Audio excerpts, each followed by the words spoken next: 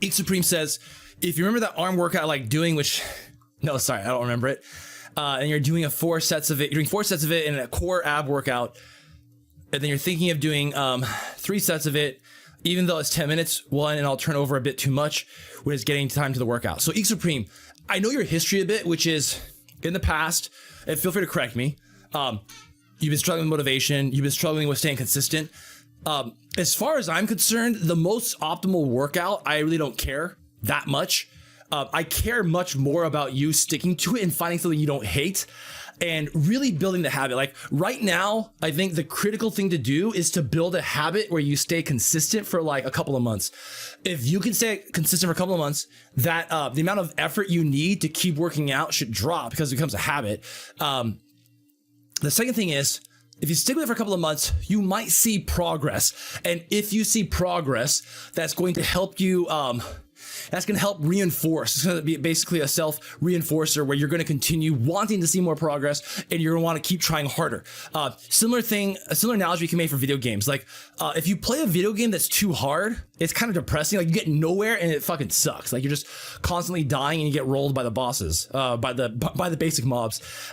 Versus if it's too easy, like you don't see any improvement. You don't see a challenge. Humans, a lot of us have we have this innate desire to improve and get better and see that progress, whatever the progress is. We love seeing progress. So if you can find a way to tap into that, that can really reinforce these habits. So all that being said, I will comment on your workout routine, but I don't think it matters as much as you and your enjoyment factor and sticking with it. He says, he sees the progress already. He loves these workouts. He's going to try to stick to it till summer. My mental state is already much better than it used to be. Awesome, man.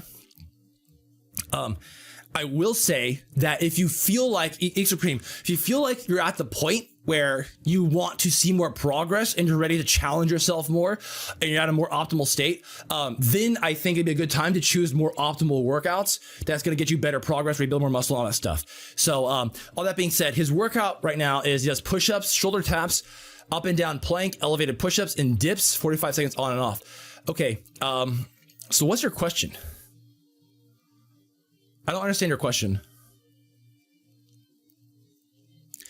So you're thinking about doing 10 minutes or 3 sets of this, even though it's 10 minutes, so it'll turn out to be a bit much to when it's time getting time to work. I don't understand your question. Like, is your question that you think is this an okay routine? Are you worried that it's too much? You're doing too much or doing too little? I don't understand the question.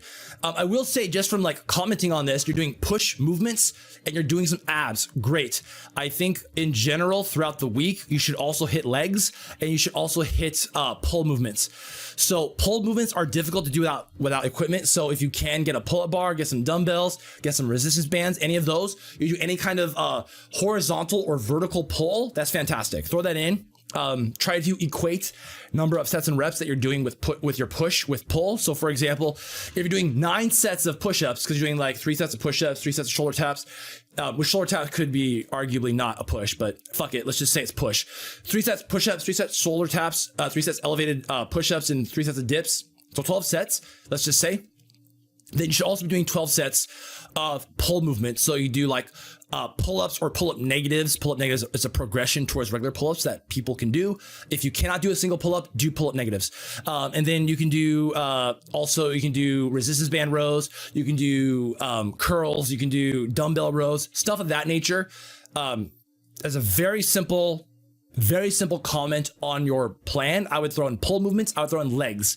Legs, same thing. Try to throw in about equivalent number of sets per week as you're doing for push. So if you're doing, again, 12 sets of push per week, I would just very simply throw in 12 sets of legs, split up however you want over 1, 2, or 3 days. Where you're doing stuff like bodyweight squats, Bulgarian split squats, goblet squats, stuff like that. Okay. Anyway, you won't be able to get those equipments because it's hard to get your parents to get you those. Not for me because of them. Sure, understandable. If you have a situation with your parents where it's difficult to get this equipment, then at the cheapest thing I would get is consider talking to them about either getting a $20 set of dumbbells if you can find it in this coronavirus time, right, guys? Actually, I think they're restocking that kind of stuff these days. I think dumbbells are starting to come back in at reasonable prices.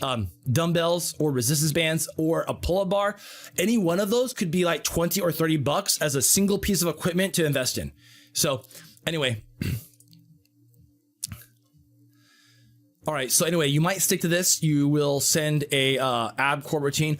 Honestly, ab core routine, I don't really care. As long as it's not hurting you, like it doesn't hurt your back and you enjoy it and you feel some kind of effect, like you feel a burn, dude, just go ahead and do it.